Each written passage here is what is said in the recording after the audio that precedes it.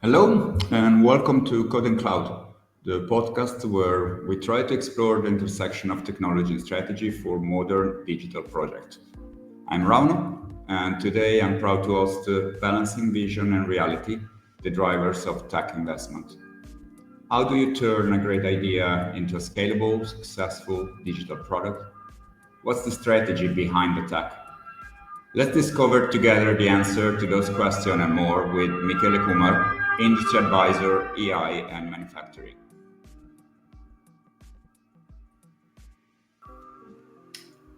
Hello, Rauno. Hello, Michele. Thanks a lot for accepting our invite and welcome to CODE&CLOUD. Do you want to say a few words to present yourself to the audience? Yes, absolutely. So first of all, thank you for inviting me. It's a pleasure to be here to talk about these topics which are top of mind for everyone today. So I'm Michele Cumar.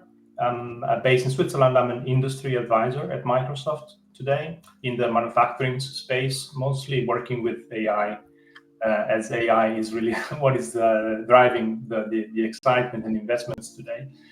And in my career, I also worked a lot in the digital media space where we met a long time ago, Rauno. So we have quite a history together. And it's great to be here. I'm looking forward to this discussion with you. Yeah, as you mentioned, I met you, I think it was 20 years ago, probably in 2005.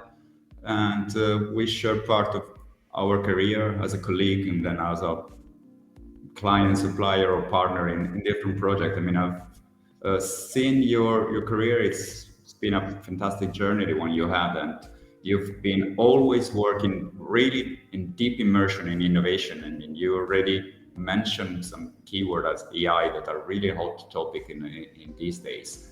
No, you mentioned AI. You're working in area for cloud computing, edge computing, DevOps. All these terms they make you think about rapid innovation, infinite scalability. But you were talking. You are industry advisor also in manufacturing. In reality, leaders they must also manage other things, maybe less hot topic as a technical debt, legacy system, the rising of the cloud cost. And how do you decide when to invest in the next big things versus investing in the stability and optimization of what you already have? Yeah, I mean, you're raising a very good point because, stability and optimization are crucial, right, for long-term success. The problem with these topics is that they are typically not as exciting as new innovations, right? So, it is very often for top leaders, it is difficult to make an executive agenda around stability and optimization, right? Because leaders are swamped with proposals from left and right about what is the next big thing, which today is mostly AI, right? So if you are a leader in any industry today, you're just getting swamped with proposals within your organization, from outside your organization, and most of them will be how do we revolutionize our business, what are our competitors doing, and so on and so forth. So clearly, there's a lot about today is this fear of missing out, this FOMO, right? Which has led many leaders to make investments into new capabilities and proof of concept driven by the excitement rather than the true value of the capabilities. For me, the key here is the next big thing can be innovation, can be stability or optimization, but it needs to be something that provides business value, right, and business impact. Also, the problem with what I see today a lot in my experience is that we still live, especially in Europe, I think we still live in a cultural environment where failure is not an option, right? Everyone says, yes, we can try, we can attempt things, but the reality is no one wants to put their name and their face behind any kind of failure. And this is, I think, preventing us, especially in our geography, from growing as much as we could with with technology. So I see a lot of pilots being developed in many areas, and I think there was the World Economic Forum that coined the world of pilot purgatory. A lot of organizations start pilot purgatory. I don't have my KPIs clear. I don't have my business objectives clear. I don't have enough investment. Sorry, Michele. I mean, we're talking about technology, but technology is not helping us. I don't hear you well in the last minute. This is something that could happen, So if you can just you say mentioning what was told at the World Economic Forum, so you can restart just from there to see if the audio get better. Okay. Yes. Okay. Sorry. No problem. So many organizations today are stuck in what the World Economic Forum calls this pilot purgatory, right? Which is basically when you are executing against innovation and trying to do new things, but you don't really have your business KPIs clear. You don't really have the right investment there. People are doing that on top of their daily jobs, right? Instead of being dedicated to innovation. And that obviously doesn't help, right? So this is, again, when you talk about the next big thing, my recipe is always start from what do you want to achieve, right? And if you know what you want, once you agree on what you want to achieve, measure it. You cannot improve what you cannot measure, right? So, and then from there, I think when you look into the next big thing, the best example you have is the scientific approach. So make hypotheses, right, which are measurable against the objectives that you're giving yourself.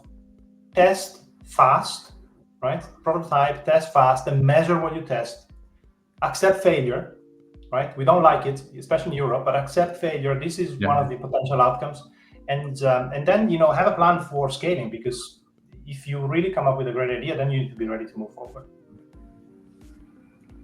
Yeah, no, that's an interesting way what you say to put things that are usually known as the DevOps principle, etc., to think about it as a scientific method applied to business. I really like the idea. I think I will steal your metaphor for that.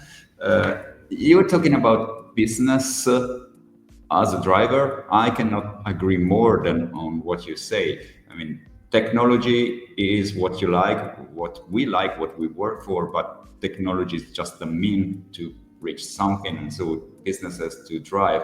And to help on business in the recent evolution of technology, we have a lot of talking about this low-code or no-code platform that are presented as a compelling vision to democratizing the development, empowering the business unit to do directly, implementing directly into the technology, their vision. But this comes with a cost. That there's this term of the shadow IT, security risk, integration challenges that could arise from business user trying to implement things with this kind of no-code or low-code solution. So how do the leaders you're talking with, you're advising, how do they strike to balance between enabling the innovation everywhere, enabling the business unit to proceed quickly, autonomously, and the need to maintain an architectural coherence? Yeah, this is a very clear challenge of today. I think we need to do a step back. When you and I met 20 years ago, low code, no code was not a thing, right? There were some low code, no code. There were some toys, lots of code, a lot of time, a lot of people doing a lot of things. I mean, first of all, we have to acknowledge that what can be done today with low code, no code is incredible. Right? You can do things today that were impossible to do by anyone who's not specialized a few years ago. And I'm talking 20 years ago, even 2 years ago. And also, not only things you can do today are incredible, but the pace of innovation is incredible, right?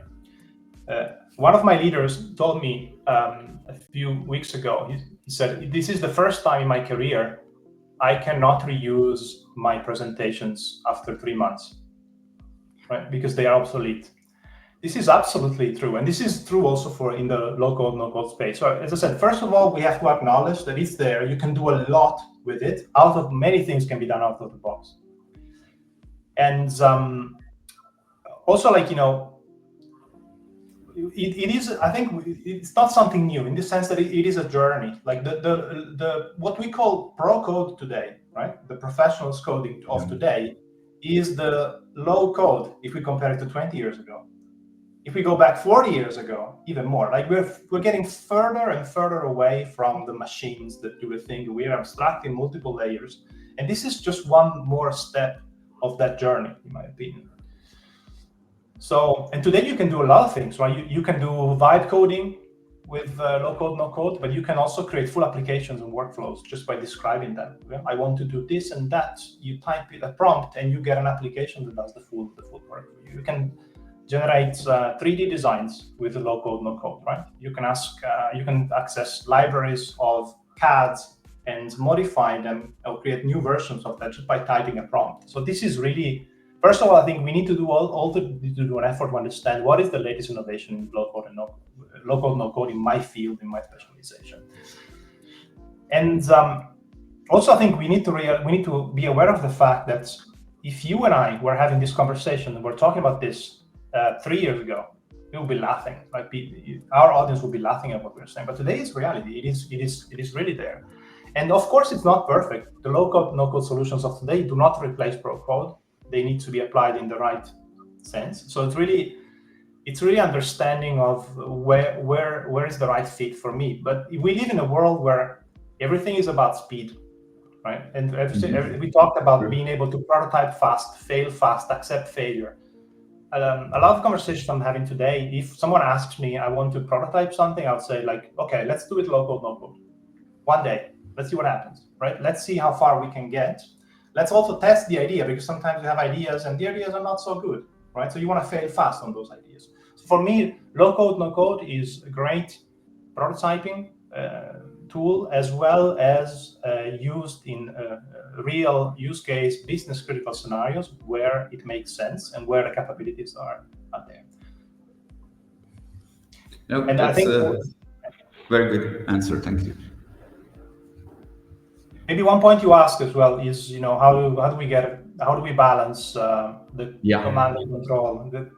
So I don't think it's a perfect answer to that, to be my experience. I think what is clear is that we don't live in a world where IT can command and control anymore. That world is dead long time ago, and the organizations that are still stuck in this command and control space are the ones that are least likely to be here, in my opinion, in the next 10 to 20 years. So I think IT organizations need to strike a balance between education, empowerment, and governance, and kind of iterate on those until you find the recipe that works for the organization. Oh, I fully agree with your point. I mean, the command and control is just forcing people to find way out of it that are more hidden, and then can do even more damage to that. But you raise one interesting point when talking about low code, no code. You say, okay, what we are coding today is low code compared to what we're coding in the past, and you mentioned vibe coding too. So AI is something that is more and more into our daily operation in the technical world. Vision of AI, machine learning, big data is all about unlocking what is productive insights, transformative automation.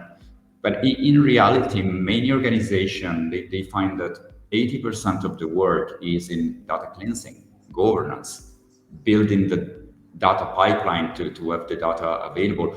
How can you justify the massive foundational investment that are required to make the intelligent part then a reality? Or how can this be approached in a way that the business can start seeing some value, even if there is some investment to be done before? How you minimize that, or how you optimize that? Mm-hmm. Well, I think, again, we live in a world where complexity has grown exponentially last few years, but the productivity of organizations has not grown at the same pace. Right? There are even studies. I think there's definitely I can think of a McKinsey study, but there's more that kind of show this kind of detachment from complexity versus ability for us to be productive versus that complexity. And this is, in my experience, this is especially true in the data space. We have been producing massive amounts of data over the past few years, right? And most of those massive sets are unrelated, non-curated, duplicated, non-labeled, right? So there's a huge challenge in that space. And I mean, my personal opinion is that using pipelines and traditional methods to clean up everything to make it usable is utopia, because we will never find a good business case to do that.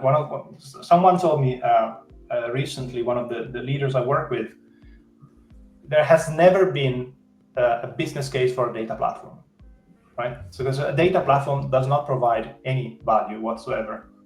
What provides value is the business cases that you build on top of the data platform.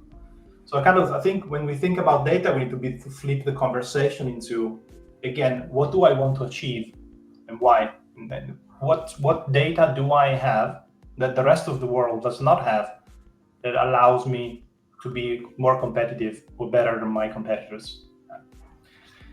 And another point also there is that because we're talking about AI a lot, I see a lot of organizations that are using AI to clean data, right? Because that's a massive repetitive job. And when data quality and data cleansing is really a thing, you can also use AI to do the job of proposing how your data should be organized and cleaned up. It's an iterative process that it really accelerates dramatically the work. So you need data to correctly use AI, but you can use AI to get the data. That's an interesting loop that you mentioned. So it's something that as a process of really continuous improvement. I mean, I think that the journey is usually the same journey. You need to get the data, but data is not really value unless they are transformed into information. And AI can help a lot into that. But talking about doing this with speed, making it fast to happen, we can come to in this case, classical dilemma, something that is not new, that is the buy versus build part, that I think is get even accelerated in the recent evolution, because once you had some software you had to build or buy, now you have this massive solution based on AI that becomes really difficult to really build in-house.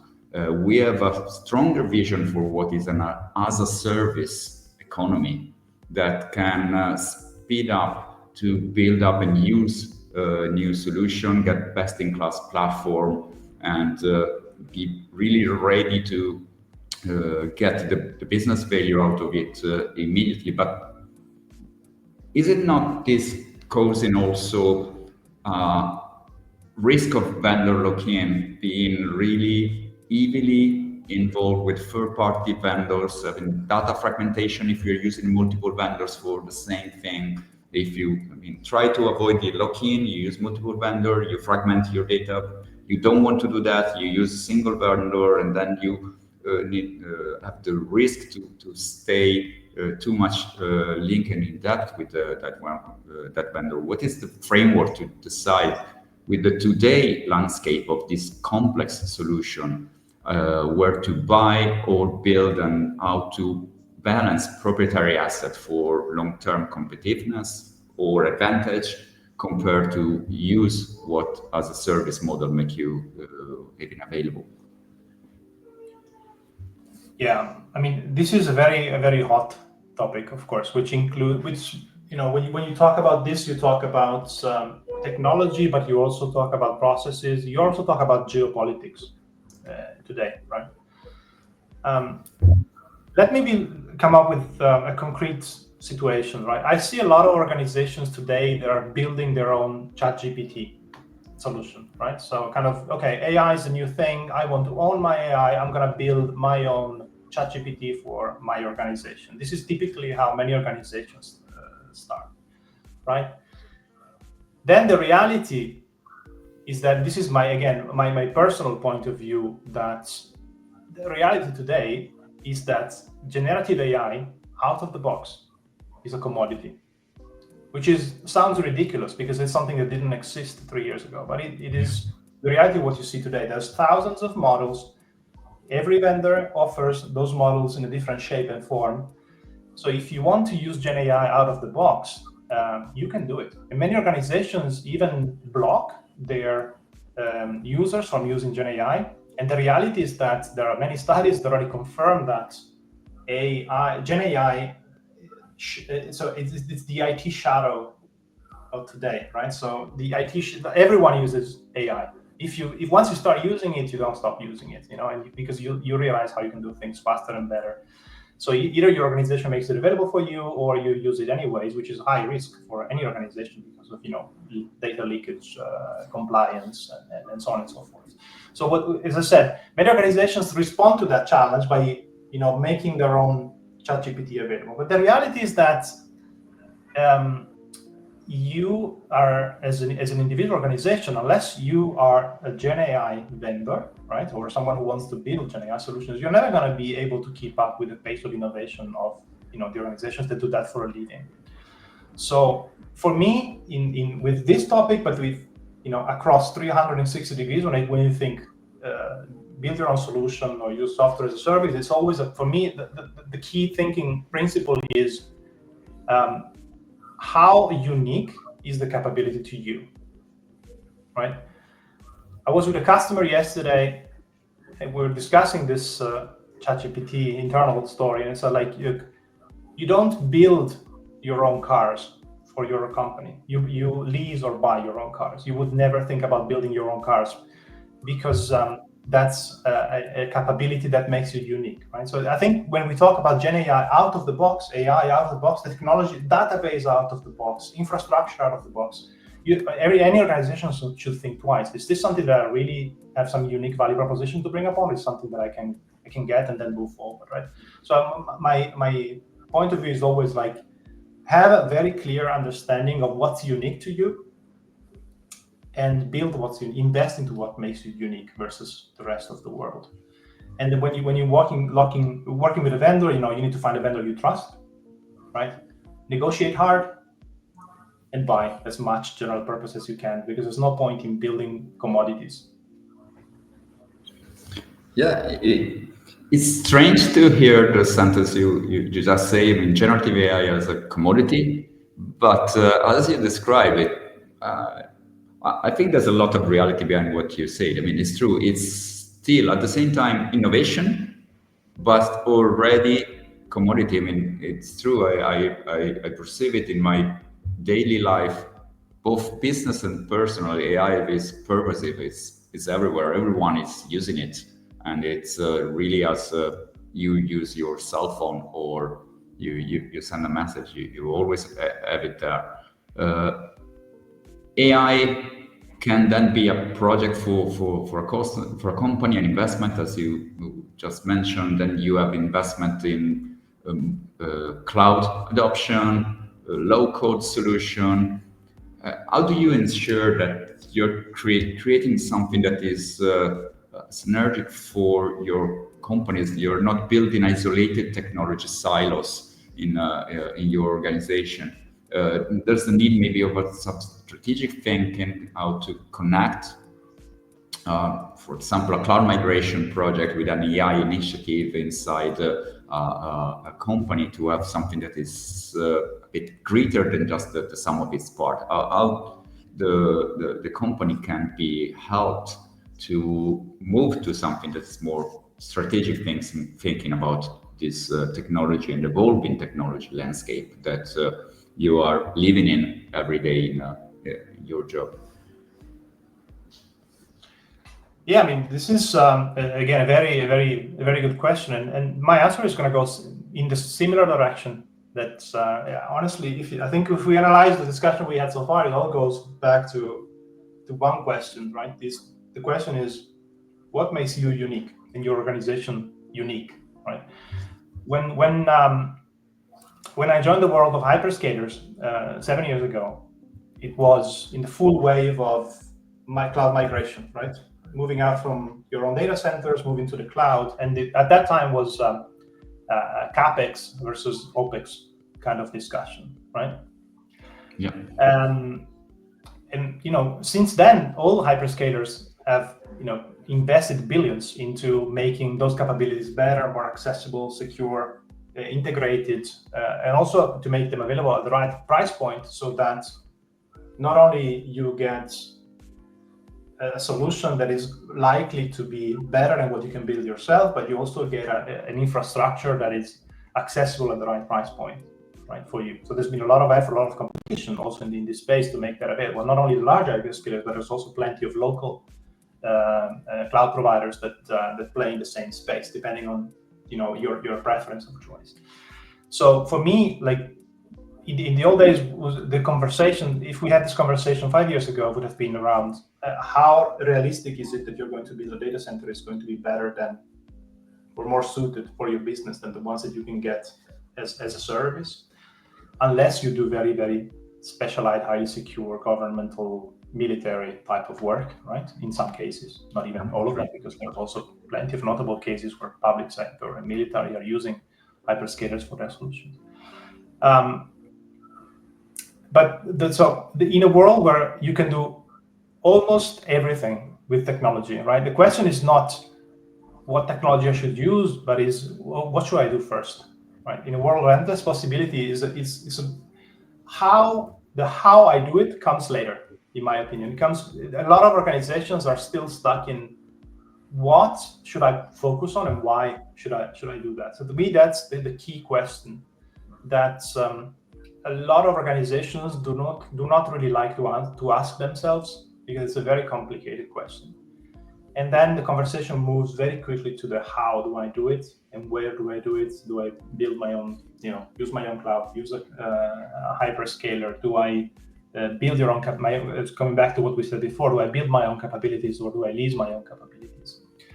So I think this is to sum it up. It's really I would go back also to the discussion of this, adopting. I think we need to be very in a world of complexity, of geopolitical changes, where trust is the key word, right? Who do I trust, and is my supply chain going to be disrupted next week by a new tariff, by a new geopolitical change?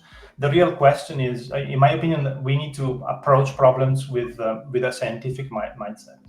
Remove the noise, extract ourselves from the noise and from the fear and the FOMO that we talked about before, and go promote a scientific mindset where you promote participation of people, include them into the decision making, because it's not only if you really want to make good decisions, typically you want to have diversity. You don't want to have leaders making decisions. You want to have a combination of leaders and people who do the job.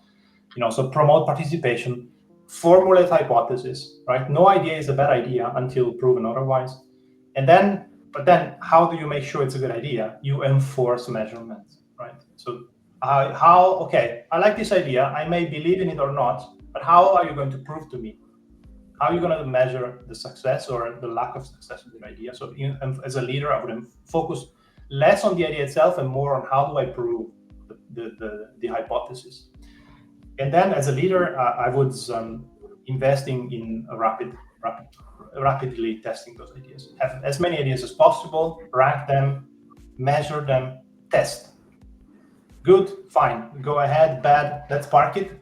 No finger pointing. No idea was a bad idea until we tested it. So accept failure, and then be ready to invest into scaling the really good ideas, because those are the ones that are going to set you apart from your competition. And also, I think we all like to sell dreams, right? So AI is the next big thing. A few years ago, it was a different topic. The reality is that we should not expect perfect. We should expect progress. We cannot accept lack of progress in today's world, because that's what makes us obsolete. Thanks. That's really also a wrap of all the conversation what you just said. So if I take some keywords, so the question is not which technology to use, but what makes you unique. Not the what, but the why. And I really like your repeating approach on scientific mindsets. It's a scientific method applied to business decision. What you are really enforcing, what I get from all your very interesting answer to the conversation we just had. So, do you want just to say a few words to wrap the conversation? And I'll thank you for the moment for having been here. It has been really a pleasure. So, let you the floor just to wrap up and to say hello to our audience. I would say thank you very much, Rauno. It's a privilege to be here, privilege to be the first one into this new podcast that I will be following from here onwards to see where others bring their point of view. And yeah, I mean, I think it's a very exciting world we live in. I think we have been, you and I and the people of our generation have been privileged to witness multiple incredible transformations, right? From the web to the mobile world, to the social media world, now to the AI world. So it's exciting times. I think we are living in a space that gives a lot of good reasons to wake up in the morning, and I hope it stays that way. No, thanks a lot, and thanks to you, especially for being available to be the first person for the first episode of this new podcast. I think with you it has been really a great start. So good to start with an old friend, and we share really large part of our career, and as you say, it has been an exciting time to be in digital and technology because of all the changes. And so, once again, thanks a lot for you being with us, and I hope we will have other chance to proceed our discussion in the next days. Thank you very So, much. thanks, Michele. Thanks for everyone for listening to CODE&CLOUD. The conversation doesn't stop here, so you can join us on our social account to share your thoughts on today's topics. And if you enjoyed the show, please subscribe, leave us a review. It really helps us to understand if we're doing things in the right direction, and it helps others to find us. Be sure to follow us so you don't miss our next episode. We will be talking about DevOps, cloud, microservices, and the challenge of complexity. We were talking about the role of technical architects, how this evolving today, something we mentioned also with Michele today about shadow IT, removal of the control area for your IT department, but we will focus more on architecture role. We will talk about this with Luca Mezzalira, author of Building Micro Frontends, one of the father of micro frontends.